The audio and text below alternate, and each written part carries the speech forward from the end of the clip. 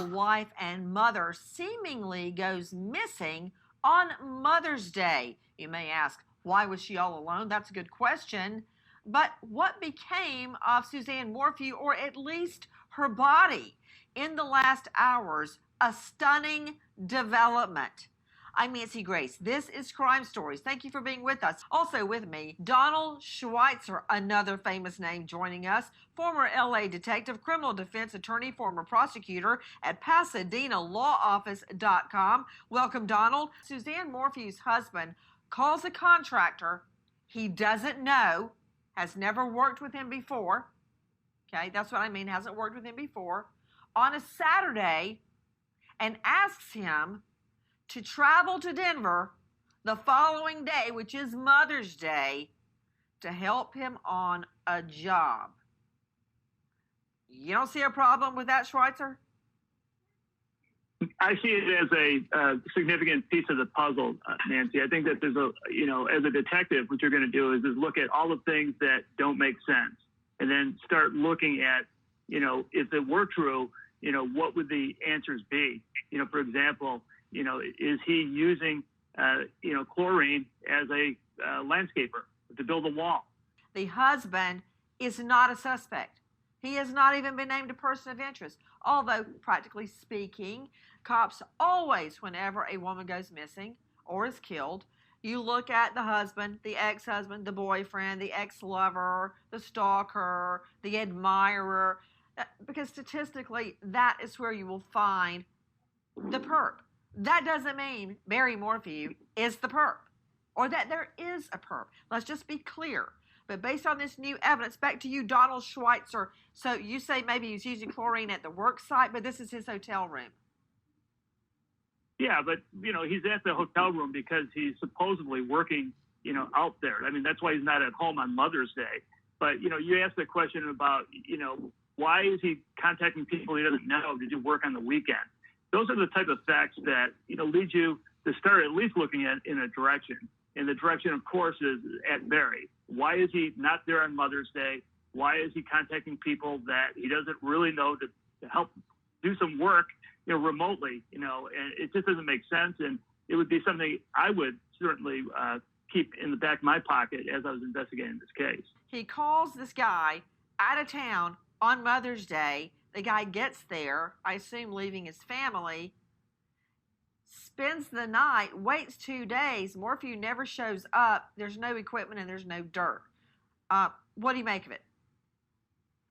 Nancy, I think that Puckett's reaction is key to everything. If I was encountered by that type of reaction, I'd want to find out, normally when he goes to jobs like that, does this ever happen? How often has this ever happened where he shows up, from a call from somebody like Barry, and there's nothing to do?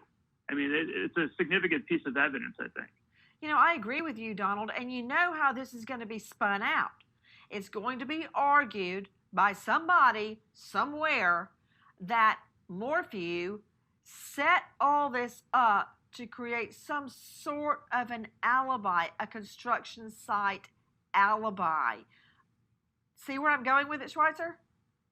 Yeah, and you wouldn't be crazy for arguing that. She's all alone on Mother's Day. Her husband is in Denver. I think that's about 180 miles away from where they are near Salida. And now, from what we understand, the husband believes his wife was taken by animals off a bike route.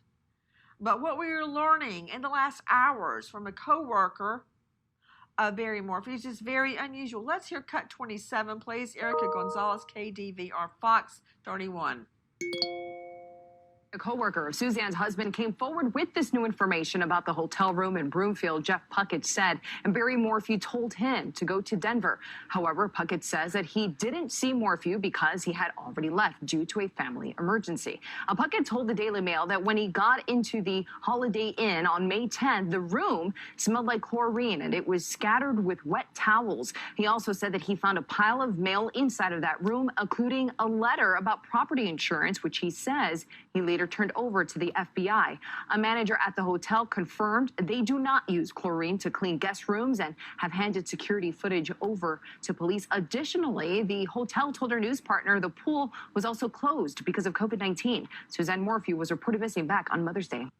Interesting, the pool was closed, but the room reeked of chlorine. Why is it we always go through and vet boyfriend, lover, ex-husband, husband, guy that's got a crush, secret admirer? Why do we always look at them first, Donald? Nancy, you said it at the beginning of the show that statistically, this is where it most likely happens, that it's somebody that's intimately involved with the missing person that is responsible for these type of things. I want to talk to you just briefly about this hotel thing. Okay. Why in the world is he taking a shower in somebody else's room? Unless, he's being smart. He's saying, look, I'm not going to lead the authorities to my own room.